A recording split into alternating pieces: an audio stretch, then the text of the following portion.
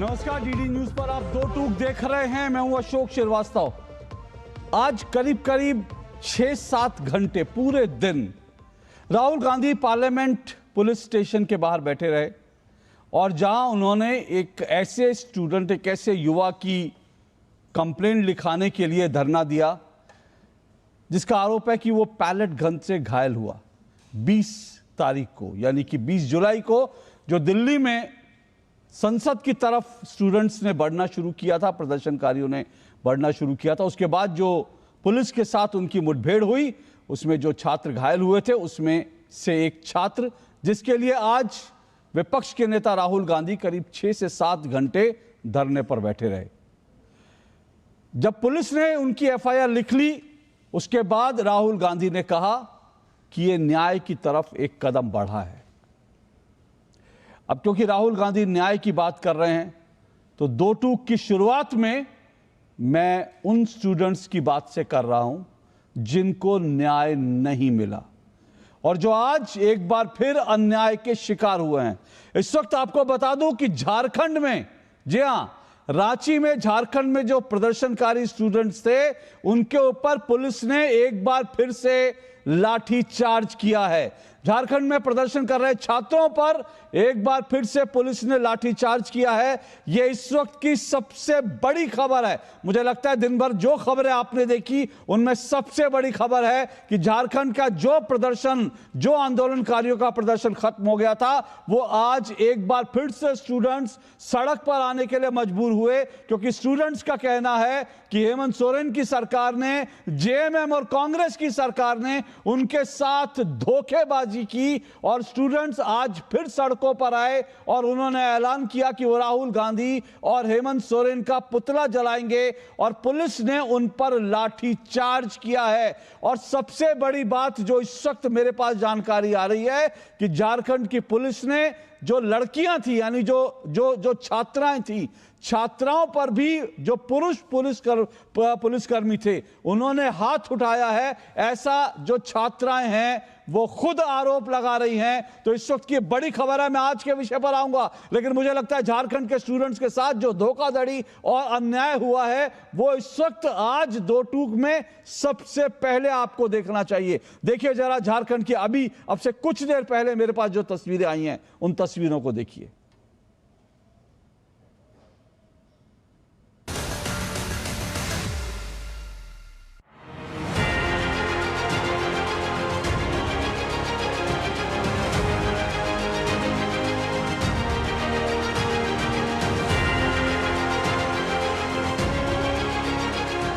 पकड़ तो नहीं पाए, लेकिन वो हमारे एक बहन पे भी हाथ उठाया।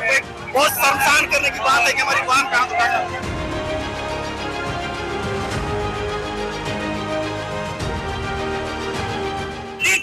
लड़कियां थे, सबको मारा गया है। उन लोगों के द्वारा लड़कियों को मारा गया है। भेजे गए थे हम लोग आंदोलन खराब करने के लिए, क्या नाम का भेजे गए थे और हम लोग को मारा गया है। मेरी दोस्तियों को मारा गया है।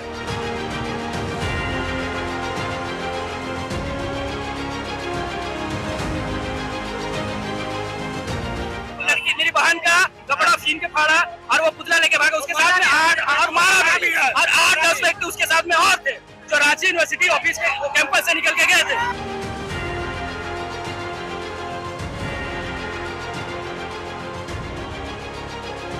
वो जबरदस्ती पुतला को छीना, हम लोग दे नहीं रहे थे तो हम पे झापड़ लगाया गया।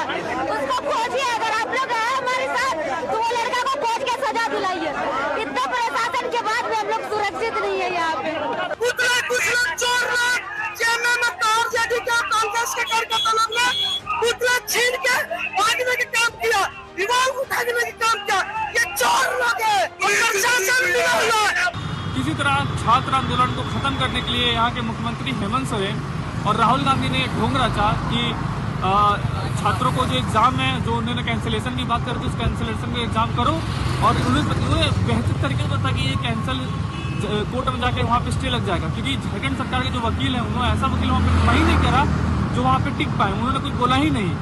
एमएम और कांग्रेस के गुंडे जिस तरह हम लोग को आंदोलन में घुस करके हम लोग एक मसाल जुलूस आ रहे थे हम लोग, पुतला दहन करने के लिए। और जिस तरह जेएमएम कांग्रेस के गुंडे घुस करके हमारे झारखंड के बेटी को मारा, बहन को मारा है, आप बता नहीं सकते इस तरह बेरहम किया है। और हम लोग में जो आक्रोश है, हम लोग में जो खून का उबाल है, हम बर्दाश्त नहीं कर पा रहे हैं। तो आपने देखा ये इस वक्त की थोड़ी देर पहले की खबर है। अब से कुछ देर पहले रांची के अंदर झारखंड के जो स्टूडेंट्स थे वो एक बार फिर सड़क पर आए, क्योंकि उनका आरोप है कि उनके साथ चीटिंग हुई है। उनका धरना जो कहकर खत्म करवाया था वो सरकार ने उससे उनके साथ धोखाधड़ी की, और उसके बाद स्टूडेंट्स फिर से सड़कों पर आए। उन्होंने कहा कि हम पुतला जलाएंगे। और हुआ क्या, उनकी स्टूडेंट्स की जो है झारखंड की पुलिस ने पिटाई करी है। मैं देख रहा था, मेरे हाथ में इस वक्त नक्शा है, भारत का नक्शा मैं देख रहा था, और मुझे आश्चर्य हुआ कि झारखंड तो हिंदुस्तान का ही हिस्सा है। और सिर्फ झारखंड की बात नहीं कर रहा मैंने झारखंड के आपको विजुअल्स दिखाए जहां पर अब से कुछ देर पहले छात्रों को पीटा गया। और आज क्योंकि राहुल गांधी जी ने स्टूडेंट्स के साथ इंसाफ की बात करी, लेकिन उन छात्रों के साथ इंसाफ आज भी नहीं हुआ है। 600 से ज्यादा FIRs जो झारखंड के स्टूडेंट्स हैं उन पर अब भी पेंडिंग है। और मैं देख रहा हूं कि इस नक्शे में मुझे यह भी देखकर हैरानी हुई कि तेलंगाना भी जो है वो भारत का हिस्सा है। जी हां, झारखंड भी भारत का हिस्सा है, तेलंगाना भी भारत का हिस्सा है। आज झारखंड के जो स्टूडेंट्स हैं उनको पीटा गया। और कल दरअसल तेलंगाना में क्या हुआ, हैदराबाद में क्या हुआ, वो भी देखिए।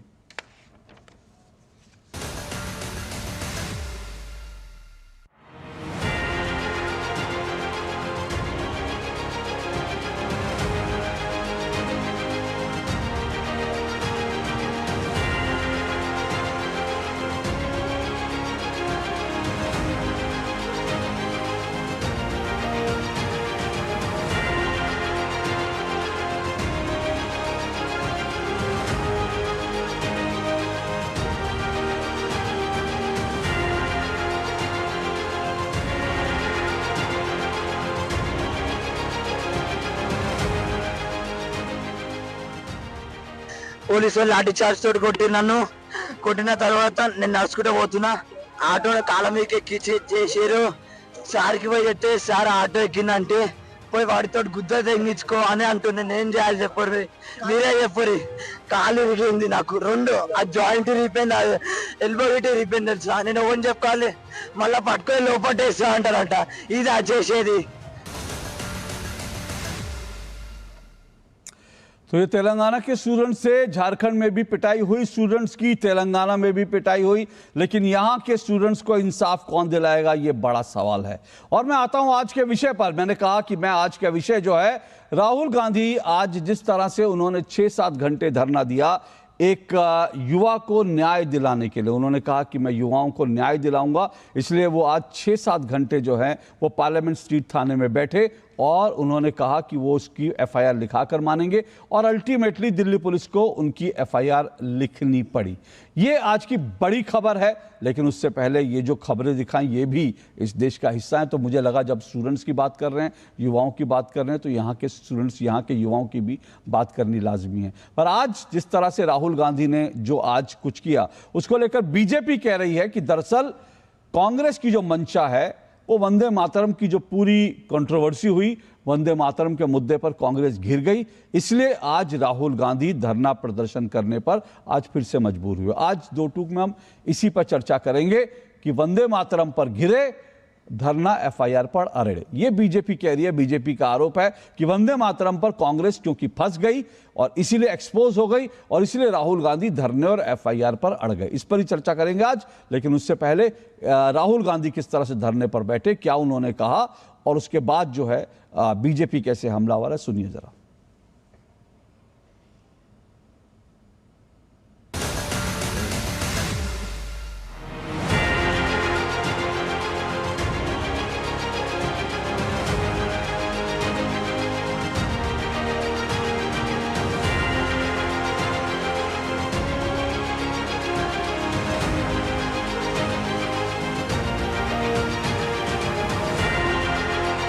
साफ दिख रहा है कि एक युवा के साथ अन्याय हुआ है।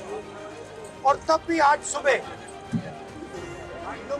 11:30 बजे आए, 6:45 हो गए, तब जाके FIR फाइल की। राहुल गांधी जी का आज का यह धरना न तो छात्रों के लिए है और न ही न्याय के लिए है। यह कांग्रेस पार्टी की राजनीतिक हताशा का प्रतीक है और राहुल गांधी की फुटेज खाने की भूख है। पूरा देश जानता है कि 20 जुलाई की घटना को लेकर माननीय सर्वोच्च न्यायालय ने पहले ही संज्ञान ले लिया और पूर्व जज की अध्यक्षता में एक 5 सदस्यीय उच्च अधिकार प्राप्त समिति का गठन भी किया गया। जब देश की सबसे बड़ी अदालत मामले की जांच कर रही है तो आज थाने के बाहर जाकर कैमरे के सामने बैठकर राहुल गांधी क्या साबित करना चाहते हैं?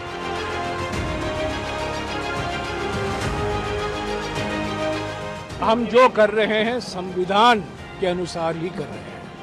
ये संविधान नहीं कहता, कानून कहीं नहीं कहता कि पेलेट गन का इस्तेमाल साहिल और साहिल के परिवार ने मांग की है और उस मांग को नेता प्रतिपक्ष ने पूरा समर्थन किया है। सुप्रीम कोर्ट ने स्वयं एक हाई पावर्ड कमेटी बनाई है जिसकी अध्यक्षता एक रिटायर्ड सुप्रीम कोर्ट के जज कर रहे हैं।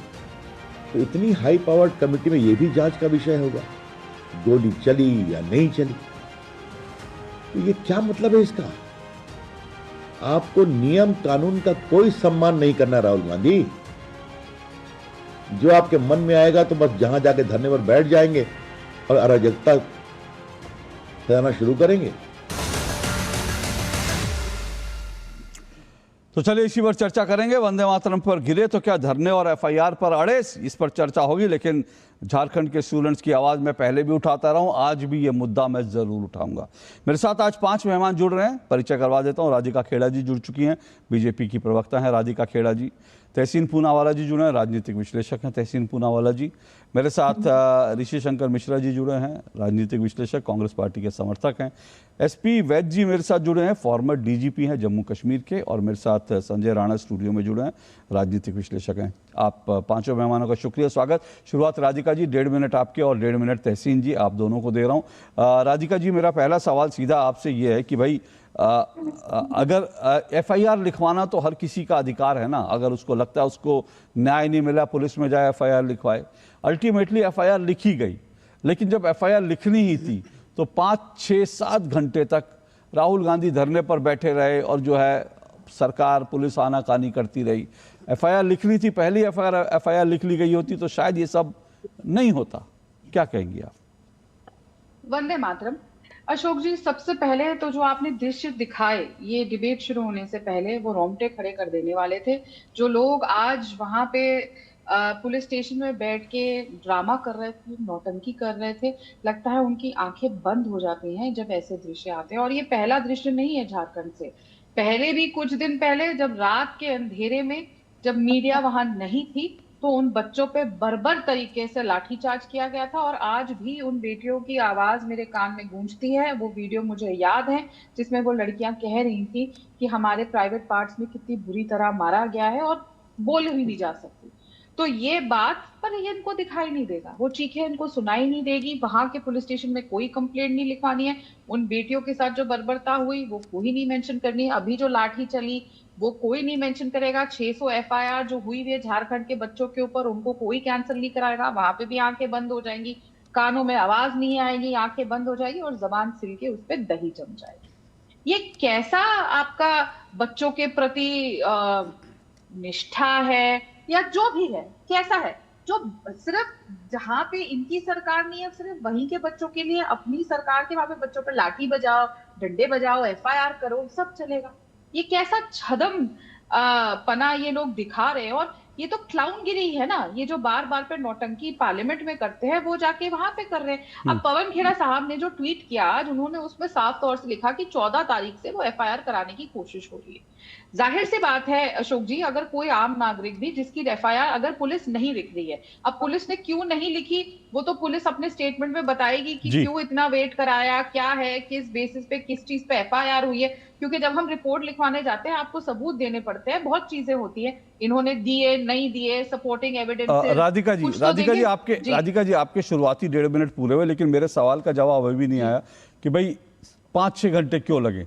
मैं आपको वही तो 30 मैं कह रही सेकंड, हूँ। हाँ मैं आपको 30 सेकंड और जी, दे रहा हूँ, thank क्योंकि you। मुझे लगता है इस सवाल जो आपने जी। झारखंड का मुद्दा उठाया ठीक है, लेकिन मुझे लगता है 30 सेकंड जो मेरा सवाल, भाई इतना जी। टाइम क्यों लगा, एफआईआर लिख लेते। अशोक जी, ये हम भी जानना चाहते हैं कि अगर ऐसी कोई चीज थी तो एफआईआर दर्ज कर देनी चाहिए थी। लेकिन जैसा मैंने कहा कि अगर 14 तारीख से, जैसे पवन जी कह रहे हैं कि नहीं लिखी जा रही थी और अभी भी नहीं, तो 14 तारीख से लेके आज तक क्या ये लोग सो रहे थे? 14 तारीख से आज 21 तारीख हो गई, और अगर मैं इतना जानती हूँ, अगर हम में से किसी की कोई एफआईआर नहीं लिखी जाए तो बेसिक लीगल प्रोसीजर होता है कि आप वकील के थ्रू 56(3) लगवाते हैं, कोर्ट जाते हैं और अपनी एफआईआर दर्ज कराते हैं। वहां पे उनके साथ बहुत बड़े वकील खड़े हुए थे, इनके साथ अभिषेक मनु सिंघवी जी भी है। ये लोग वो लोग हैं जो रात के अंधेरे में कोर्ट खुलवाते हैं टेररिस्ट की बेल करवाने को। तो ये एफआईआर दर्ज करवाने को कोर्ट क्यों नहीं गए अगर पुलिस इनकी सुन नहीं रही? ओके तहसीन जी रिस्पॉन्ड कीजिए, क्योंकि सवाल तो ये है कि वो कह रहे हैं 14 तारीख से एफआईआर नहीं हुई थी, तो फिर वकील थे, आपके पास दूसरा प्रोसेस था, लेकिन आज धरने पर जाना, मुझे दो चीज़ें याद आती हैं। एक तो ये कि खुद जो राहुल गांधी जी के और जो कांग्रेस के सलाहकार है योगेंद्र यादव, उन्होंने पहले ही ये कह दिया था कि भाई अब ये देश जो है वो संसद से और चुनाव से नहीं चलेगा, ये देश सड़क पर चलेगा, आंदोलन, सड़क के आंदोलन से चलेगा। तो मुझे लगता है अब राहुल गांधी और कांग्रेस की स्ट्रैटेजी ये है कि भाई आंदोलन करना है, धरना करना है, ताकि उससे एक मीडिया एक फुटेज मिले, एक रील बने, एक बढ़िया एक मैसेज जाए, क्योंकि यही काम वो वैसे भी कर सकते। और दूसरा जो बीजेपी कह रही है कि भाई वंदे मातरम पर गिर गए थे, तो इसलिए अब ये लगा कि गोल पोस्ट शिफ्ट कर देते हैं जिससे उस वंदे मातरम की कंट्रोवर्सी से हमको छुटकारा मिल जाए। जी बोलिए। थैंक यू अशोक जी, आपके साथ शो में शिरकत करने का मौका मिला। आवाज दीजिए इनकी। हाँ बोलिए जी। आ रही है आवाज? बोलिए, थोड़ा आवाज का बढ़ा दीजिए, टाइमर फिर से शुरू कीजिए। जी बोलिए। आ रही है आवाज? जी आ रही है पर कम आ रही है, आप बोलिए। जी जी ठीक है, मैं थैंक यू अशोक जी, आपके साथ मुझे शो में शिरकत करने का मौका मिला, इसलिए आपका शुक्रगुजार हूँ। दो पहलू इसमें, एक है लीगल पहलू, एक है पॉलिटिकल पहलू। पॉलिटिकल पहलू पे बाद में आते हैं, लीगल पहलू। जैसे आपने शुरुआत में कहा और राधिका ने कहा कि अगर कंप्लेंट हुई थी 14 तारीख को हुई थी, जब भी हुई थी, पुलिस का काम है एफआईआर दर्ज करवाना। आज भी 6-7 घंटे लगे, पुलिस एफआईआर दर्ज करवाए। ये नया नाटक शुरू हो चुका है हमारे देश के अंदर। मैं बड़ी विनम्रता से कह रहा हूँ, मैं राधिका को पर्सनली नहीं कह रहा हूँ, एक नया चीज शुरू हो चुका है। आप कोर्ट क्यों नहीं जाते, कोर्ट क्यों नहीं जा रहे? कहीं जाए कोर्ट भाई, कोर्ट देश चलाएगा, कोर्ट चलाएगा देश, क्या मजाक बना कर रखे। अभी अशोक जी मुझे डिनाई किया है पुलिस परमिशन एथेनॉल प्रोटेस्ट के लिए। कौन सा मैं दंगे करने वाला हूं? कोर्ट जाओ, अब कह रहे कोर्ट जाओ। मजाक बना कर रखा है सच में। वो अभी जंतर मंतर में हमारे जनरल कैटेगरी स्टूडेंट्स को मार रहे हैं, अभी इस वक्त। क्यों? अब वो भी कोर्ट जाए तो कोर्ट ही चलाएगा देश। चीफ जस्टिस को ही बोलेंगे साहब आप ही चलाइए देश। अरे कैसी सरकार है? कोई लॉजिक है सरकार के अंदर? कोर्ट जाओ। अरे आपकी कोई रिस्पॉन्सिबिलिटी नहीं। दूसरी आते दूसरे पहलू के ऊपर, अगर ये कंप्लेन है, मैटर मैं जानता हूं सुप्रीम कोर्ट ने एक स्पेशल कमेटी तय की है, तब भी सवाल है कि उस लड़के ने कहा कि मुझ पे पैलेट गन चली थी, मुझे एफआईआर करना था। या तो आप प्रेग्नेंट थे हो या तो नहीं हो, आधा प्रेग्नेंट नहीं हो। अगर सुप्रीम कोर्ट की कमेटी की वजह से आप नहीं कर रहे थे, हाई पावर्ड कमेटी, तो आज भी नहीं करना था। और वो कमेटी बाधा नहीं थी तो आज आपने क्यों किया, तभी कर लेते। तो इसका कोई डिफेंस नहीं है। अब आते हैं पॉलिटिकल सवाल पे। ऑफकोर्स राहुल गांधी जी वो करेंगे, पॉलिटिकल धरना करेंगे, ऑफकोर्स वो चाहेंगे कि पॉलिटिक्स करे। पॉलिटिक्स नहीं करे तो क्या कोर्ट के हाथ में दे दे देश को? मतलब ये कौन सा नया तर्क इस देश में? मैं जेन्युइनली भाजपा की तरफ से भी कह रहा हूं, एक्चुअली भाजपा ने प्लॉट, मुझे नहीं पता भाजपा क्या चाहती है। मैं एक्चुअली पूछना चाहता हूं सरकार क्या चाहती है।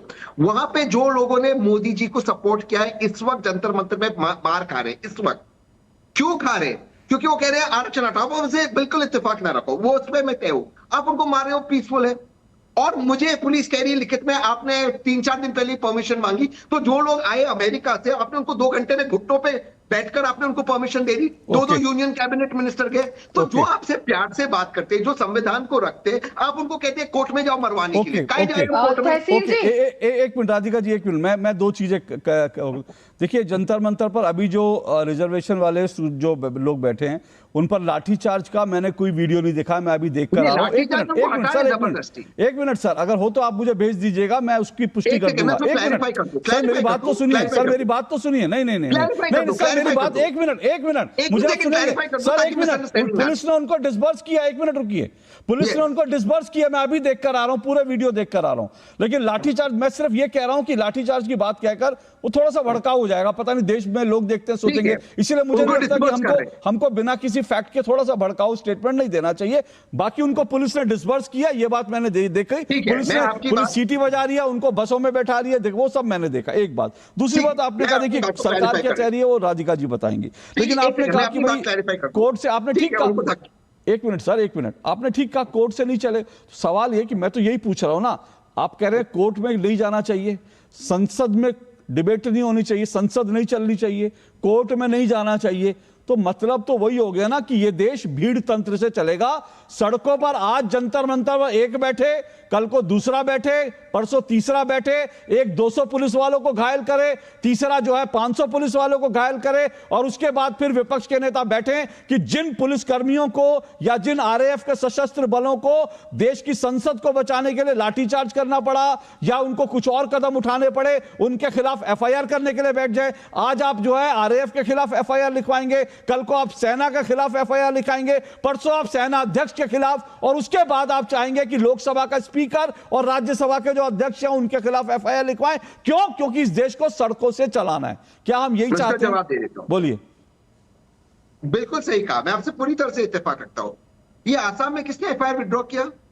बिहार में घुटनों पे जाकर एफआईआर विड्रॉ किया। उस एफआईआर में पता है क्या उन्होंने क्या स्टेटमेंट दिया भाजपा की सरकार ने कि 6 बजे तक जो हुआ वो हो सकता है। एक पुलिस अफसर का सर तोड़ा गया। मैं यही कह रहा हूं, आप समझिए अशोक जी, आप इस बात को समझिए, ये सरकार उन्हीं से चलती है जो सरकार को डराती है। जो लोग शांतिपूर्वक तरीके से कुछ करना चाहते हैं, सरकार को कोई इंटरेस्ट नहीं। मैं एक लास्ट चीज अपनी बात समाप्त करता हूं। अगर मैं आपसे मानता हूं नहीं करना चाहिए था एफआईआर, तो फिर काहे कि एक विपक्ष के नेता के प्रेशर में तब कानून आपको याद नहीं आया? विपक्ष का नेता देश चला रहा है या कोर्ट चला रहा है? भाई देश आप चला रहे हो, कुछ तो करो ठीक से। ओके, आपने जो बिंदु कहा इंपॉर्टेंट है राधिका जी, जो उनकी बात का क्रक्स है कि भाई मैसेज यही जा रहा है कि ये सरकार उसी की मानती है जो डरा लेता है सरकार को, जो बैकफुट, राहुल गांधी धरने पर बैठ जाएं, 200 पुलिसकर्मियों को घायल कर दें तो उन्हीं की बात सुनी जाती है। जी अशोक जी, मेरी देश की सरकार डरती है, झुकती है अपने देश की जनता के आगे, क्योंकि हम उनके नौकर हैं। तहसीन भाई, आपने क्या कहा था? अगर मैंने सही सुना, आपने कहा कि हमारी सरकार ने अलग अलग स्टेट्स में एफआईआर वापस लिए, यही कहा था ना आपने? इफ आई हर्ड करेक्ट, यही कहा ना आपने? हाँ, बिहार, आसाम में। थैंक यू, आपने अच्छा हुआ ये बताया। तो वो जो 600 एफआईआर झारखंड के बच्चों पे हुई हुई है, आप राहुल जी को फोन करके कब कह रहे हैं बच्चों से वापस लेने के लिए? आज पुलिस स्टेशन पे बैठे थे, लेकिन मैं भी कंप्लीट, मैं आपके बीच में नहीं बोली। 600 बच्चों के ऊपर एफआईआर है, अभी तक वापस नहीं हुई है। दूसरी बार लाठीचार्ज हुआ है, उसके लिए भी कोई कुछ नहीं हुआ। जो पिछली बार वो लड़कियों का ऑडियो की बात, वीडियो की मैं बात कर रही हूँ, क्या राहुल गांधी ने उन लड़कियों को बुला के प्रेस कॉन्फ्रेंस करी? अगर डर लगता है तो मैं आपके माध्यम से चाहती हूँ कि आप राहुल गांधी जी को बोले कि राधिका खेड़ा उनके साथ चलेंगी, डरिए नहीं। उनकी झारखंड की चाहे सरकार है, I will ensure that Hemant Soren की पुलिस राहुल गांधी के ऊपर डंडे ना चलाए। हम साथ चलते हैं, और वो चले बैठे अपनी पुलिस स्टेशन में और वहां पे कंप्लेंट लिखवा के दिखा दे, और वो 600 एफआईआर वापस ले जाके दिखा दे। एक बार झुक जाए ना जनता के प्रेशर में। और दूसरी बात, आपने यहाँ पे कहा कि अभिजीत दिपके आए, उनसे 2-2 सांसद मिले, हमारे मंत्री मिले। आपसे भी तो शायद एथेनॉल के मामले में मिले थे ना एक मंत्री? कौन मिले थे? हरदीप पुरी जी। तो फिर आप कैसे कह रहे हैं कि आपसे नहीं मिले? आप एक जनरल सिटीजन हैं, आपने तो आंदोलन चलाने से पहले नहीं, जो भी बात हुई आप भी वही कह रहे हैं। अब सारी बातें सबकी मानी जाती है, हमने तो कॉकरोच पार्टी की भी मानी, और वो आके अब अराजकता और बर्बरता करने की कोशिश करे तो ऐसे नहीं चलेगा ना। आप जो जायज मांग होती है सबकी मानी जाती है। और मुझे ऐसा लगता है कि लेट्स कीप द टॉपिक आज बहुत इंपॉर्टेंट है। जो हमने देखा आज, एक ड्रामा देखा, और जो उसके बाद झारखंड में हुआ है वो एक आई ओपनर है। एंड मैं आपको सल्यूट करती हूँ तहसीन भाई कि आपको हर बार आके इसको डिफेंड करना पड़ता है। अब डिफेंड करने के लिए आप चाहे उसको अपने प्रोटेस्ट की तरफ ले जाने की कोशिश कर रहे हैं, but I am sure that आप भी अग्री नहीं करेंगे जो आज दृश्य हमने झारखंड पे देखे। Do you support Rahul on this? क्या आपका फर्ज नहीं बनता कि फोन उठा के आप राहुल गांधी को कहें that he should take a stand? कितना मुश्किल है हेमंत सोरेन से बात करना। क्या राहुल गांधी का फोन नहीं उठाते आजकल हेमंत सोरेन? देखिए ये बात तो नहीं सुन रहे। ये बात तो ये एक मिनट तहसीन जी, मुझे एसपी वैद्य जी के पास जाना है इंपॉर्टेंट, फिर मैं आपको मौका दूंगा, एक मिनट में आपको मौका दूंगा। लेकिन देखिए ये बात तो तय है कि जिस तरह से झारखंड के स्टूडेंट्स आज फिर सड़कों पर आए, अब उस पर पूरा इकोसिस्टम चुप है। पहले भी पूरे झारखंड के जो स्टूडेंट्स की पीड़ा थी, उनका जो वो था, उनकी जो डिमांड थी, उसको पूरी तरह से व्हाइट वॉश करने की कोशिश की गई कि जैसे झारखंड देश का हिस्सा नहीं है।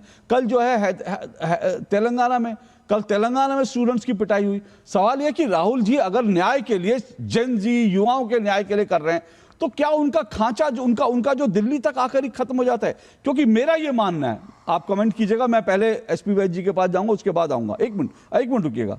मेरा मैं जो अपनी रिसर्च के बेस पर और मैं जो कह रहा हूं, दरअसल राहुल गांधी के सामने या राहुल गांधी के लिए जो है वो स्टूडेंट इशू नहीं है। मैं बड़ा साफ कह रहा हूं। अगर कोई इस मुगालते में है कि राहुल जी स्टूडेंट्स के लिए, युवाओं के लिए लड़ रहे हैं, वो नहीं है। क्योंकि राहुल गांधी नहीं बल्कि पूरी कांग्रेस ने ये जो जब इस्तीफा दिलवा दिया था धर्मेंद्र प्रधान जी का, मेरे पास सबके ट्वीट हैं, पूरी कांग्रेस ने ये ट्वीट करा था, पूरी कांग्रेस ने ट्वीट किया था, धर्मेंद्र गए अब नरेंद्र की बारी।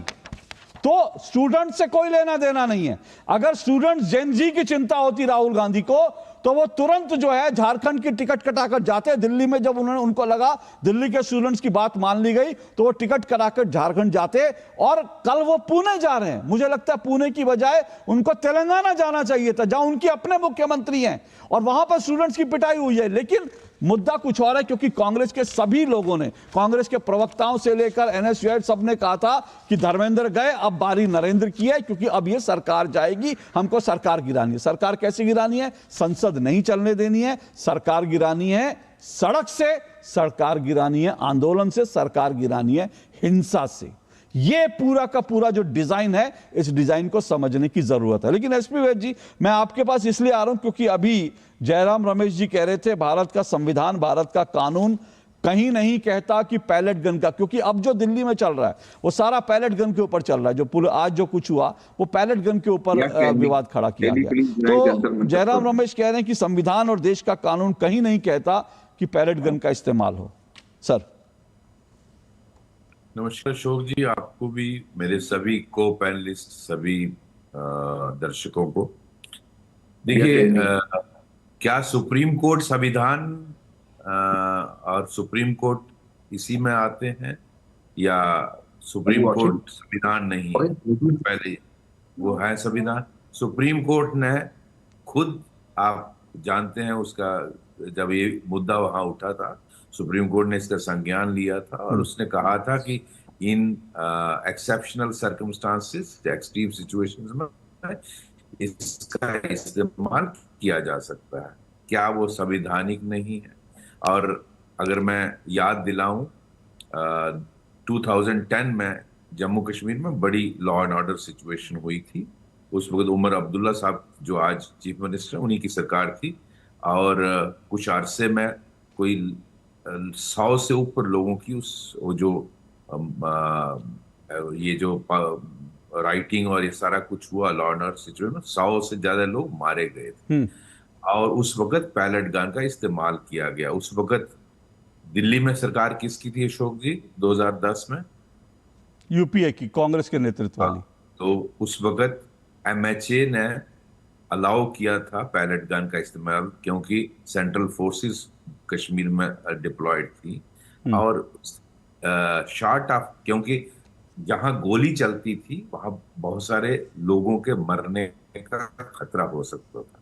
तो इनफैक्ट लोगों की जान खोने से बेहतर समझा जाता है कि पैलेट गन का इस्तेमाल किया जाए। लेकिन ट्रेंड आदमी तरीके से, उसका आरएएफ के आदमी मैं समझता हूँ अच्छी तरह ट्रेंड है, और उसको ध्यान देना होता है कि कमर से नीचे नीचे फायर करना, और डिस्टेंस 40-50 फीट का होना चाहिए, वो जरूरी होता है। तो इसका जब 150 या 200 पुलिस वाले जख्मी हो जाएं, आप मुझे खुद बताइए, अपनी कॉमन सेंस से बताइए, 150-200 पुलिस वालों को आपने जख्मी कर दिया, राइटिंग कर दी, पब्लिक प्रॉपर्टी जला दिया, और आप जा रहे हैं कहाँ? पार्लियामेंट की तरफ मार्च कर रहे हैं जी। अगर आप जस्ट इमेजिन करिए, अगर पुलिस इनको नहीं रोकती, जब उनका टीयर गैस भी फेल हो गया, जब उनका वाटर कैनन भी फेल हो गया, ये सारे जो जैसा फेल हो गया, तो उसके बाद आप विकल्प क्या था? गोली चलाते, क्योंकि पार्लियामेंट में अगर इनको जाने दिया जाता तो क्या आप वैसा दृश्य चाहते थे जो वाशिंगटन डीसी में हुआ, जो कैपिटल हिल में आपने देखा था किस तरह डोनाल्ड ट्रंप की रैली से लोग वहां गए और कैपिटल हिल में तोड़ फोड़ की। अगर इस तरह सा ये जो जुलूस था, इसमें आपने खुद देखा कि 800 या 900 दिल्ली पुलिस का वो डाटा है, उसमें क्रिमिनल रिकॉर्ड के लोग थे। अगर ये रुकते नहीं और ये अंदर घुस जाते पार्लियामेंट हाउस में, आप इमेजिन कर सकते हैं क्या होता उसका। फिर यही राहुल गांधी जी और प्रियंका जी कहती कि police commissioner should resign, the union home minister should resign, the government should resign, it has failed. मतलब अगर एक पार्लियामेंट में घुस जाते और मैन हैंडल करते सबको, वहां जो जितने भी मेंबर पार्लियामेंट हैं या स्पीकर हैं या जो भी वहां मिनिस्टर सब जो लोग हैं, अगर ये उधर चले जाते और तोड़ फोड़ करते और उनकी, तो आप इमेजिन कर सकते हैं कितनी हाहाकार इस कंट्री में मचती। क्या पुलिस को इनको जाने देना चाहिए था, रोकना है? जब ये सारे विकल्प नहीं काम करते तो आपके पास ऑप्शन क्या था? गोली चलाते। गोली चलाते तो कितने लोगों को की जान चली जाती। तो एक या दो लोगों को शायद पैलेट गन लगी है, तो मुझे लगता है बहुत अच्छे तरीके से हैंडल किया पुलिस ने। यानी आप कह रहे हैं सर आप कह रहे हैं कि क्योंकि उस दिन जो सिचुएशन बन गई थी, प्रदर्शनकारी संसद के 500-800 मीटर के दायरे में पहुंच गए थे, इसलिए पुलिस के पास दूसरा विकल्प नहीं था। क्यों? गोली चलाने से बेहतर है कि पैलेट गन को उन्होंने यूज किया, आप ये कह रहे हैं? जी। लेकिन फिर सरकार को ये स्पष्ट भी तो, एक मिनट आ रहा हूं सर, सरकार को स्पष्ट भी तो करना चाहिए ना कि भाई सिचुएशन ऐसी थी इसलिए हमने किया। देखिए, मैं यही बात नहीं समझ पा रहा Ashok ji, why is government so defensive?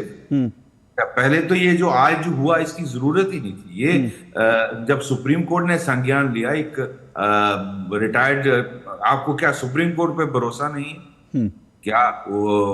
उस पर आपको विश्वास नहीं है? और एक रिटायर्ड जज के तहत उनकी अध्यक्षता में आपने कमेटी बनाई, जस्ट वेट, वो क्या कह रहे हैं, वो सभी पहलू देखेंगे। क्या फोर्स का इस्तेमाल उस वक्त करना जायज था या जरूरी था, या जो वायलेंस करने वाले, उन्होंने दोनों पहलू देखने, दोनों पहलू को सुनना था। तो आप इसकी जहां तक, अच्छा दिल्ली पुलिस ने इसका नोटिस लिया और एफआईआर भी, कोई इनफैक्ट इतना डिले करने की जरूरत नहीं थी, बिल्कुल करनी। बट ये मुझे दिखाता है कि आपको फिर सुप्रीम कोर्ट जो हाईएस्ट कोर्ट है इस कंट्री को, उस पर विश्वास नहीं। जी ओके जी। हाँ तहसीन जी, बहुत संक्षेप में देखिए, 200 से ज्यादा पुलिसकर्मी घायल हुए, और सही बात है कि पैलेट गन, एक मिनट आ रहा हूं, एक करके आ रहा हूं, पैलेट गन कश्मीर में इस्तेमाल हुई, क्यों हुई आपको अच्छी तरह से मालूम है, और किसकी सरकार थी। आज जयराम रमेश कह रहे हैं कानून और संविधान में है ही नहीं।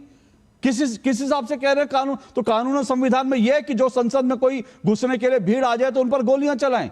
और मैं फिर से कह रहा हूं, मंशा it is an authorised weapon. Exactly, it is an authorised weapon.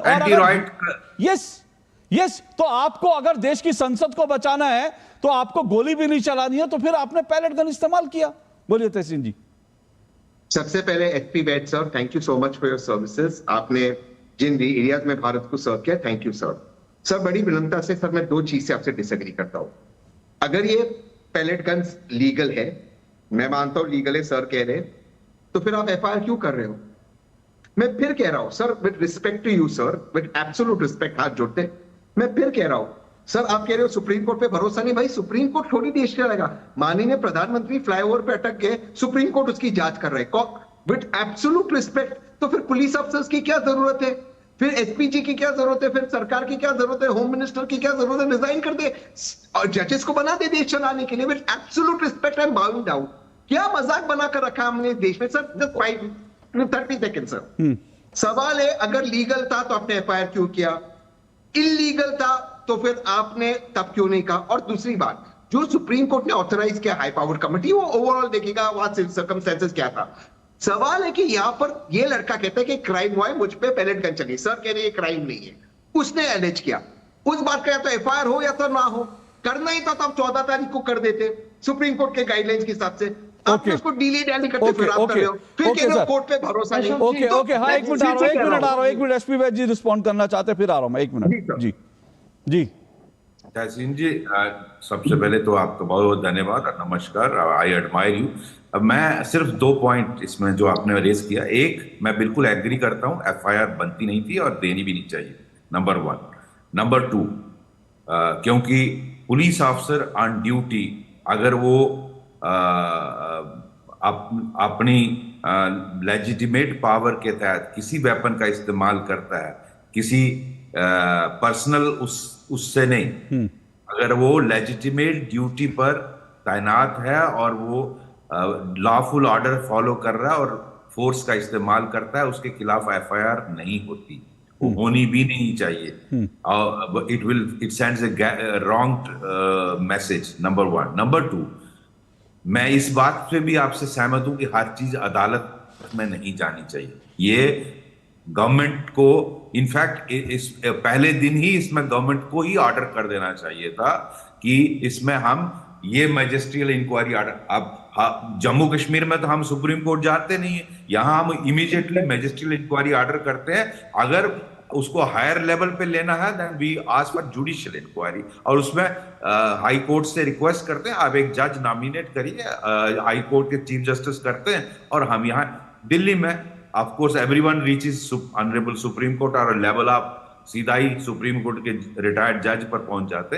तो मेरे हिसाब से सरकार को खुद इस पे इंक्वायरी ही ऑर्डर करनी चाहिए थी। नंबर 3, जुडिशरी का तब आता है जब आपको सरकार के इस कदम पर भरोसा नहीं होता, क्योंकि जनरली जुडिशरी को कंसीडर किया जाता है एज न्यूट्रल पार्टी, जिस पर अपोजिशन भी भरोसा करती है और रूलिंग पार्टी भी।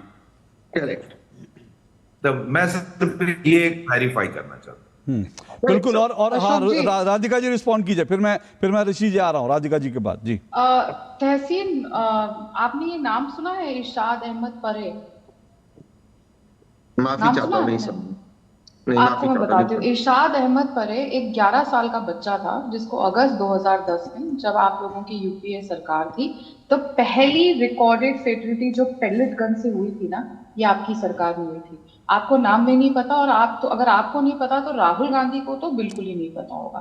क्या किसी ने, उस बच्चे की मौत हुई थी 11 साल के बच्चे की, वो कौन था क्या था वो दूर की बात, 11 साल के बच्चे को पेलेट गन से, जिसको किसने चालू करवाया था? कांग्रेस की सरकार ने। और तब तक मुझे याद है शायद गृह मंत्री पी चिदम्बरम थे। आपको पता है कितनी कैजुअलिटीज रिकॉर्ड हुई थी 2010 से 2013 के बीच में? 36 serious cases of eye injuries and 12 cases of total blindness. Why? Because of these pellet guns. क्या आप लोगों ने कभी उसके बारे में बात करी? कभी आरटीआई डाली? कभी आप लोगों ने उसके बाद उन लोगों का क्या लाइफ है, उनकी क्या जीवन चल रहा है, उनको क्या नौकरी मिली, कैसे वो अपना जीवन चला रहे, किसी ने बात करी? नहीं करी। क्यों नहीं करी? क्योंकि तब आपकी सरकार थी, तब उनकी जान का कोई मतलब नहीं था, वो 11 साल के बच्चे की जान का कोई अहमियत नहीं थी। क्यों? क्योंकि आपकी सरकार थी। लेकिन किसी पे भी अगर ऐसी चीज हुई है जो संविधान और कानून के खिलाफ है, और ये पेलेट गन इस्तेमाल होंगी, ये आप ही लोग लेकर आए थे, आप ही ने चालू करवाई थी जम्मू कश्मीर के अंदर, तो हम तो लेकर नहीं आए थे, आप ही ने इंट्रोड्यूस करी थी। लेकिन अगर कुछ ऐसा हुआ है जो हमारे संविधान के खिलाफ है या हमारे जानबूझ के किया गया, इंक्वायरी होगी, सामने आएगा तो तहकीकात की जाएगी। लेकिन अगर आप इस पूरी चीज को अपने पॉलिटिकल नैरेटिव को सेट करने के लिए, एंड यू नो इट, कि इस बात की कोई माफी नहीं मिलेगी राहुल गांधी और सोनिया जी को, जिस तरीके से उन्होंने वंदे मातरम का अपमान किया और करते आ रहे हैं, तो आपको नैरेटिव चेंज करना। और आप जो बात कर रहे थे 10 सेकंड, तहसीन प्लीज एक मिनट, बात कर रहे थे कि डंडे पड़ रहे हैं, जंतर मंतर पे। मैं अभी 2 मेहमानों के पास गया भी हूं, एक मिनट रुकिए, सुनिए। मैं यहाँ पे देखिए इंपॉर्टेंट बात क्या समझिए, चाहे जम्मू कश्मीर हो, दिल्ली हो, जो सुरक्षा कर्मी है, जम्मू कश्मीर में भी जो कुछ दुखद घटनाएं हुई, उसमें कुछ निर्दोष लोग भी उसमें शिकार हो गया, कोई बच्चा हो गया, तो दरअसल उसके लिए हम सुरक्षा कर्मियों को दोष हमको नहीं देना चाहिए। वहां की जो कंडीशन थी, अगर शायद पुलिस वो कदम नहीं उठाती, सुरक्षा कर्मी वो कदम नहीं उठाते, तो शायद और बड़ा डैमेज होता। तो मेरा यह मानना है कि चाहे दिल्ली में या कश्मीर में जो पुलिस कर्मियों ने किया, वो लाइन ऑफ ड्यूटी थी उनकी। अगर जम्मू कश्मीर में उनकी ड्यूटी थी आतंकवाद से, आतंकवादियों से, अलगाववादियों से कश्मीर को बचाना, तो यहां उनकी ड्यूटी थी ये जो प्रदर्शनकारी थे उनसे संसद को बचाना। दोनों जगह लाइन ऑफ ड्यूटी थी। और अगर हमने लाइन ऑफ ड्यूटी पर एक पुलिसकर्मी जो काम कर रहा है उसके खिलाफ हमने अगर एफआईआर लिखनी शुरू कर दी तो इसका कोई अंत ही नहीं है। आज अगर हम चाहें कि झारखंड के अंदर जो है जितने पुलिसकर्मी थे सबके खिलाफ एफआईआर लिख दी जाए और हम फिर उसके बाद कहें तेलंगाना में सबके खिलाफ एफआईआर लिख दी जाए, तो उसके बाद क्या बचेगा? कल को पुलिसकर्मी अपना हथियार छोड़ देंगे, कह देंगे पॉलिटिकल पार्टियों से भैया तुम ही संभाल लो। और फिर मैं फिर कहता हूं, यही पॉलिटिकल पार्टियों के नेता जब उनको खुद की सुरक्षा चाहिए होती है तब वो चिट्ठी लिख के पुलिस के पास जाते हैं कि नहीं मैं जम्मू कश्मीर जा रहा हूं, मुझे सुरक्षा दे दो, मुझे पुलिसकर्मी दे दो, मेरे घर के बाहर प्रदर्शन हो रहा है, मुझे 4 पुलिस वाले दे दो ताकि मेरे ऊपर कोई हमला ना करे। तब भागते पुलिस के पीछे और अब जा रहे हैं कि नहीं पुलिस के खिलाफ एफआईआर करो। कितनी शर्मिंदगी वाली बात है ऋषि शंकर मिश्रा। हम कब तक ऐसे पुलिस को हम विच हंट करना चाहते हैं? लाइन ऑफ ड्यूटी पर वो अपने काम कर रहे हैं भाई। अशोक जी, तमाम परिस्थितियों को डेवलप कौन होने दिया? मैं पूर्व डीजीपी साहब के बात से बिल्कुल सहमत हूं। यदि परिस्थितियां ऐसी डेवलप हो गई 20 जुलाई को ताकि दिल्ली पुलिस को पैलेट गन का इस्तेमाल करना पड़ा, सरकार क्यों छुपाई? संसद के पटल पे जितेंद्र सिंह ने क्यों बयान दिया कि पैलेट गन का इस्तेमाल नहीं हुआ है? तो ये जो तमाम परिस्थितियां डेवलप हुई सरकार की नाकामी है कि नहीं है? अब बताइए, 20 जुलाई को घटना होती है, 22 जुलाई को सीआरपीएफ के कमांडेंट जो हैं एंट्री करते हैं कि पैलेट गन का इस्तेमाल हुआ, जबकि 20 जुलाई को ये एंट्री होना चाहिए। पैलेट गन का इस्तेमाल क्या किसके आदेश पे हुआ? संसद के पटल पे जितेंद्र सिंह ने क्यों उल्टा बयान दिया? और डीजीपी साहब बिल्कुल सही कहे कि ऐसा परिस्थिति डेवलप हो गई जिसके कारण पैलेट गन का इस्तेमाल करना पड़ा। सरकार को इतना डिफेंसिव नहीं होना पड़ता। आज ही जो हुआ है, पूरे 6 घंटा का जो एपिसोड चला है, उसमें फिर जेपी नड्डा बयान देते हैं कि राजनीति मतलब राहुल गांधी राजनीति कर रहे हैं, राहुल गांधी दबाव की राजनीति कर रहे हैं, फुटेज की राजनीति कर रहे हैं। तो आप राहुल गांधी के फुटेज की राजनीति के दबाव में आके एफआईआर किया है सामने 6:30 बजे। अच्छा ऋषि जी, आपसे सवाल एक मिनट, आपने जो कहा उसी से सवाल, फिर आप अपनी बात रखिएगा पूरी। यानी आप कह रहे हैं कि पुलिस ने परिस्थिति के अनुसार, ठीक है, सरकार इसको इस बात के लिए दोष दे सकते हैं कि सरकार ने छुपाने की कोशिश की, लेकिन आप ये तो मानते हैं ना कि पुलिस ने पैलेट गन का इस्तेमाल जो किया वो ठीक किया परिस्थिति, जो आपकी बात से मैं मतलब निकाल रहा हूं, यही है ना?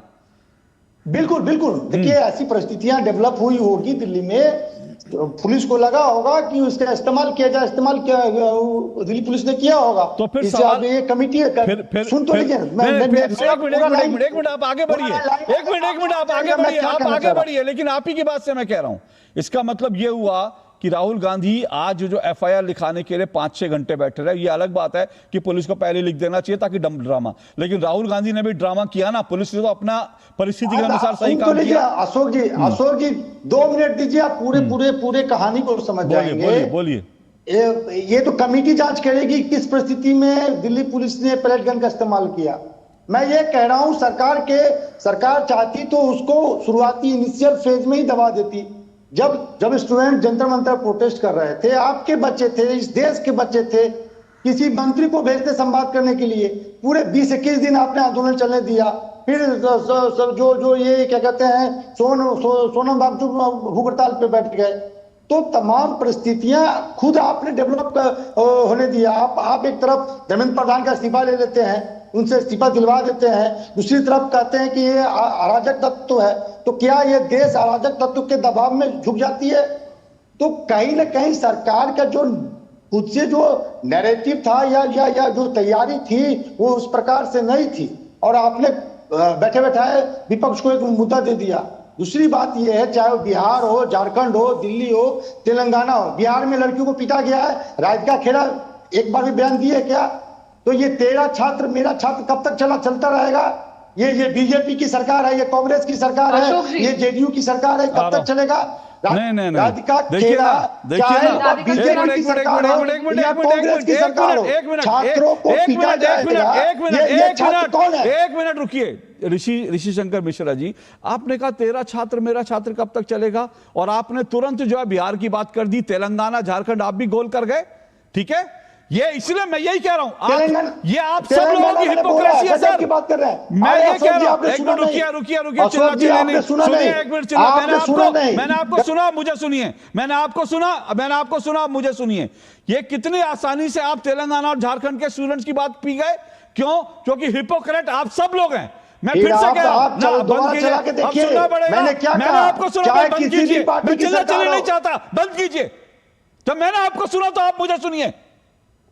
हिपोक्रेसी आप लोग करते हैं, जंतर मंतर, और आपने ठीक कहा, आपने कहा अराजकता। मैं एक बात बोलूं, मुझे नहीं मालूम, मेरी कोई पॉलिटिकल लाइन नहीं है, मैं बड़े साफ शब्दों में कह रहा हूं, सुनिए ऋषि शंकर मिश्रा, सुनिए, मैं बड़े साफ शब्दों में कह रहा हूं, जो सरकार ने किसान आंदोलन वापस लिया, वो भी अराजक तत्वों के हाथ में देश ना जाए इसलिए लिया।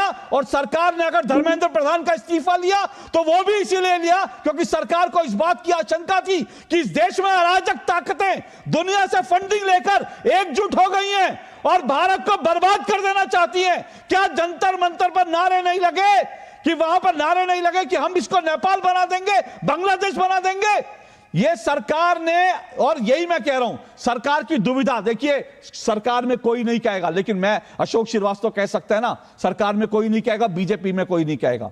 सरकार अराजक तत्वों पर गोली अगर चला देती, यही चीज 26 जनवरी को दिल्ली में हुई थी, सरकार अगर, क्योंकि वहां पर अराजक ताकतें क्या चाहती थी, यही चाहती थी कि सरकार अराजक तत्वों पर गोली चला दे, जिसके बाद एक नैरेटिव बनाया जाए कि देखो सरकार ने किसानों पर गोली चलाई, और उसका एक इंटरनेशनल पूरा नैरेटिव खड़ा करके भारत को बदनाम किया जाए। और जंतर मंतर पर भी यही हुआ, यहां पर भी जो लोग इस आंदोलन के पीछे थे वो चाहते थे, क्योंकि यह मत भूलिए कि आंदोलनकारी सारे नेता, कोई भी नहीं था वहां पर, कोई ट्रक में छुपा था, कोई बर्गर खा रहा था, कोई कहीं फ्लैट में छुपा था, लेकिन स्टूडेंट्स को आगे कर दिया क्योंकि उनकी मंशा क्या थी? उनकी मंशा थी कि पुलिस गोली चलाए, स्टूडेंट्स को ही मारा जाए और उसके बाद यह कहा जाए कि देखो ये सरकार कैसी है जिसने स्टूडेंट्स पर गोलियां चलाई, छात्रों पर गोली चलाई। दोनों ही समय अराजक तत्वों, और यही पूरी की पूरी प्लानिंग शाहीन बाग में भी थी, यही थी प्लानिंग, अराजक तत्वों के हाथ में इस देश को बर्बाद करना, यही प्लानिंग थी। मैं गलत कह रहा हूं संजय राणा जी? ऋषि शंकर मिश्रा जी सुनिए, आपने अपना ज्ञान दे दिया, अब हमें भी सुनना पड़ेगा, हमारी बात भी सुनिए। बोलिए संजय राणा।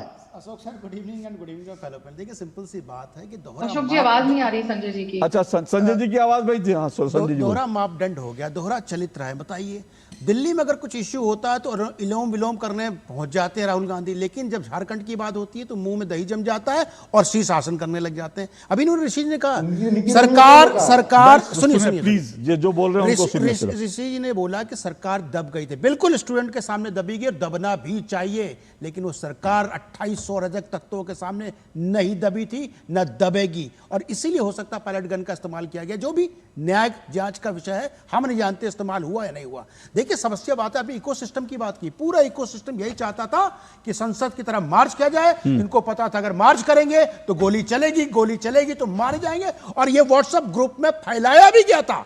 आप सबको पता है कि व्हाट्सएप ग्रुप में चल रहा था, 2-4 लाशें गिर जाए, 2-4 शहादत हो जाए तो हो जाने दो, लेकिन सरकार को बदनाम कर दो। हम तो राहुल गांधी जी से पूछते हैं, जो एफआईआर हुई उसका रीजन एक ही आदमी समझ सकता है, तहसीन भाई, कॉग्निजेंट ऑफेंस के कारण हो सकता है एफआईआर लिख दी गई हो, लेकिन सारा जो मापदंड था कहीं ना कहीं, जो पूरा जो एलओपी तो उनको बोलते नहीं है, इंटरटेनमेंट के सबसे सर्वोच्च नेता हो चुके हैं इस समय, जिनको बॉलीवुड हॉलीवुड में होना चाहिए था, वो आज दिल्ली में बैठे हुए हैं। भाई, Delhi is not a place for your Hollywood और entertainment, this is place for राजनीति एंड फॉर देश का विकास करने के लिए। आप बंबई जानो, नाटक करना है तो वहां नहीं जाएंगे। राहुल गांधी का पूरा समीकरण समझिए। कल उन्होंने क्या किया, 1937 में हम अधिवेशन में ऐसा किए थे। अरे भैया, तब आजाद नहीं हुए थे आप, आजाद 1947 में हुए थे, 37 में नहीं हुए थे। और आपको सिर्फ मुद्दे से ध्यान हटाना था, जो वंदे मातरम का, एकदम सही बात है, वंदे मातरम से इनको ध्यान हटाना था। अगर स्टूडेंट की बात करते हैं तो कर्नाटक के क्यों नहीं करते, झारखंड की क्यों नहीं करते, तेलंगाना की नहीं करते, हम तो बोलते केरला की क्यों नहीं करते, और पंजाब की क्यों नहीं कर रहे हैं। अरे भाई, स्टूडेंट तो स्टूडेंट होता है। और दोहरा, एक और 30 सेकंड अपनी बात खत्म कर रहा हूं, दोनों नेताओं के स्टेटमेंट कॉन्ट्राडिक्टरी है।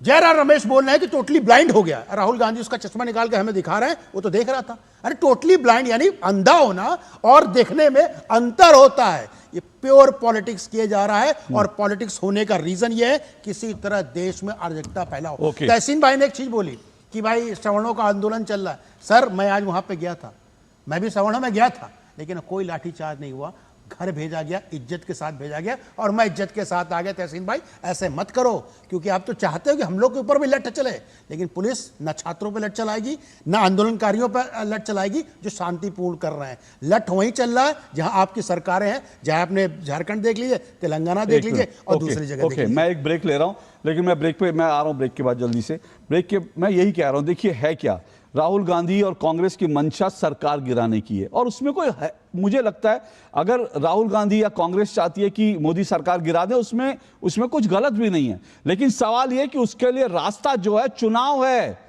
योगेंद्र यादव और हर्ष मंदर जो कहते हैं कि सड़क से देश चलेगा, आंदोलन से, वो रास्ता नहीं है। आप चुनाव में जाकर मोदी सरकार को हराइए, हटाइए, कोई दिक्कत नहीं है, लेकिन अगर आप सड़क पर हिंसा करके अराजक तत्वों से हाथ मिलाकर भारत विरोधी ताकतों से पैसा लेकर ये सब करना चाहते हैं, तो मुझे लगता है कि इस देश को समझना चाहिए और इसके खिलाफ आवाज भी उठानी चाहिए। एक ब्रेक के बाद आ रहा हूं मैं। हिंग देना, वो वाली MDH की सुपर हीट। जिन्होंने यूज किया है वो जानते हैं असली हींग का स्वाद। MDH सुपर हीट, शुद्धता का असली तड़का। असली मसाले सच सच MDH। जरा सोच के देखिए, आपके पास कुछ ऐसा है जो आपकी दुनिया बदल सकता है। जानते हैं क्या? आपका अपना सोना। सोना क्या नहीं कर सकता? सोना आपको अपने सपनों का घर दिला सकता है, आपके बच्चों का भविष्य बना सकता है, सोना आपकी हर इच्छा पूरी कर सकता है। तो भारत की सबसे बड़ी gold loan NBFC Muthoot finance से गोल्ड लोन लीजिए और फिर देखिए सोना क्या नहीं कर सकता। मुथूट फाइनेंस, जहाँ विश्वास ही परंपरा है। कॉल कीजिए 1-800-313-1212। पुलिस? मिस सीमा जी, अभी पुलिस स्टेशन आई है।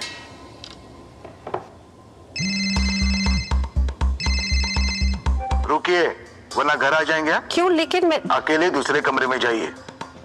आपका बेटा हमारे कस्टडी में है और आप डिजिटल अरेस्ट में हो। Digital arrest?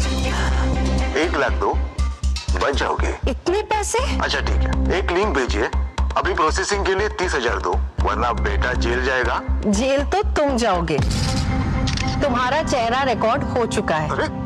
डिजिटल अरेस्ट जैसा कुछ नहीं होता, ये सब फ्रॉड है, इसीलिए पैनिक ना करें। पुलिस, बैंक, RBI इत्यादि के नाम पर आने वाले साइबर अपराधियों के फोन या वीडियो कॉल से सावधान रहें। उन्हें पैसे ना भेजें और तुरंत पुलिस में रिपोर्ट करें। हेलो मम्मा। RBI कहता है जानकार बनिए, सतर्क रहिए। व्यक्तिगत जानकारी के लिए ऑनलाइन अनुरोधों से रहें सावधान। कुछ भी जानकारी देने से पहले जरूर सोचें। कोई भी वैधानिक कंपनी फोन या इंटरनेट पर आपसे निजी जानकारी कभी भी नहीं मांगती, इसलिए ऐसे कॉल या ईमेल आने पर अपनी जानकारी देने से पहले समझदारी दिखाएं और सावधानी बरतें। एक बात समझ लीजिए, ना बीमारी दुनिया से कहीं जाने वाली है और ना ही हॉस्पिटल के खर्चे। बस आपको यह सोचना होगा कि हॉस्पिटल का बिल कौन भरेगा, आप या आपकी इंश्योरेंस पॉलिसी। आज ही पॉलिसी बाजार से हेल्थ इंश्योरेंस लीजिए। पॉलिसी बाजार पे 1 करोड़ का हेल्थ इंश्योरेंस सिर्फ 550 रुपए हर महीने से शुरू होता है। गोल्डी छोले मसाले, जहाँ जाए रिश्ते बनाए। गोल्डी लाए है फ्रेश लॉक टेक्नोलॉजी, जो रखे मसालों को हर समय फ्रेश। चलिए 2 टूक आप देख रहे हैं, और जिस दिन राहुल गांधी युवाओं को न्याय दिलाने के लिए 5 घंटा जो है दिल्ली के एक थाने में बैठे रहे, इस वक्त मेरे पास खबर आ रही है कि झारखंड के अंदर स्टूडेंट्स को डिटेन किया जा रहा है। 600 FIR जो पहले, अभी खबर आई है, 600 FIR जो पहले स्टूडेंट्स के खिलाफ थी, उनको अब तक वापस नहीं लिया गया है। पुलिस उन 600 स्टूडेंट्स के घरों में जाकर धावा मार रही है और अभी खबर आई है कई स्टूडेंट्स को अभी डिटेन कर लिया गया है। ऋषि शंकर मिश्रा, शर्मनाक नहीं है? शर्मनाक नहीं है? आप पहले प्रदर्शनकारियों को जाकर उनका कहते हैं कि आप अपना जो है अपनी भूख हड़ताल तोड़ दो, कोई कार्रवाई नहीं होगा। राहुल गांधी फोन करते हैं, चिट्ठी लिखते हैं और अब वहां पर छात्रों की धरपकड़ शुरू हो रही है। शर्मनाक नहीं है ये?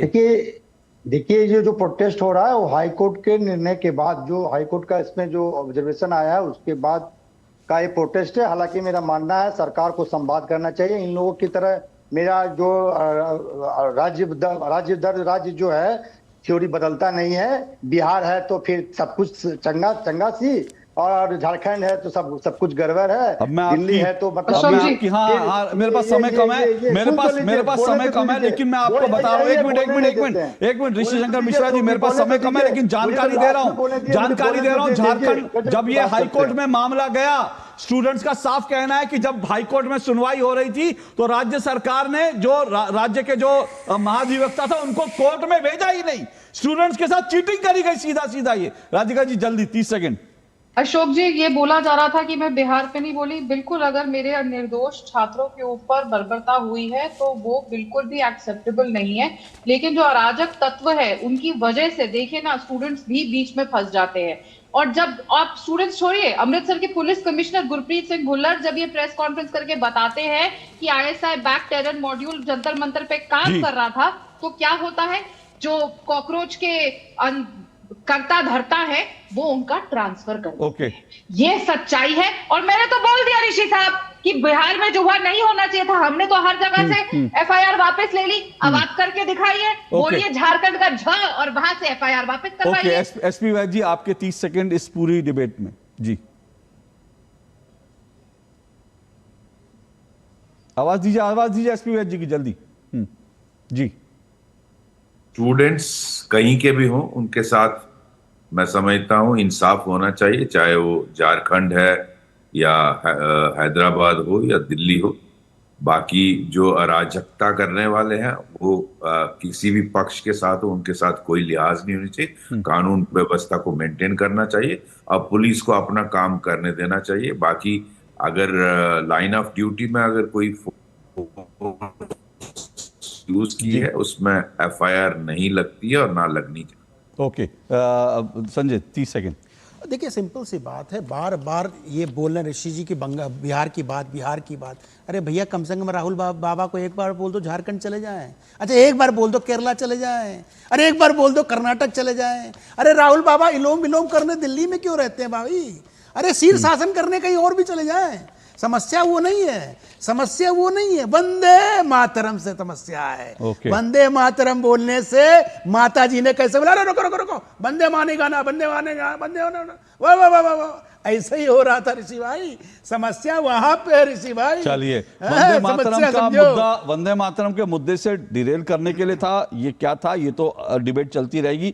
लेकिन मैं फिर से बता रहा हूं सबकी जानकारी के लिए, जो जब ये पूरा मामला, क्योंकि मैं झारखंड के संदर्भ में फिर कह रहा हूं, जब ये पूरा मामला हाईकोर्ट में गया तब उसके बाद राज्य सरकार की तरफ से एडवोकेट जनरल कोर्ट में नहीं पहुंचे। और इसीलिए जो है झारखंड के स्टूडेंट्स कह रहे हैं कि हमारे साथ राहुल गांधी ने, हेमंत सोरेन ने धोखा किया है और इसीलिए उनको उतरने पर मजबूर होना पड़ रहा है। और उनके ऊपर आज जो लाठीचार्ज हुआ, जो छात्रों का डिटेन करने की कोशिश चल रही है, मुझे उम्मीद है कि राहुल गांधी जी इस पर संज्ञान लेंगे। क्योंकि इस वक्त जो है स्टूडेंट्स की बात वो कर रहे हैं, पुणे जा रहे हैं, लेकिन पुणे जरूर जाइए पर झारखंड का भी संज्ञान लीजिए। आज के लिए इतना ही। सभी मेहमानों का शुक्रिया। आपसे फिर मुलाकातों की इजाजत दीजिए।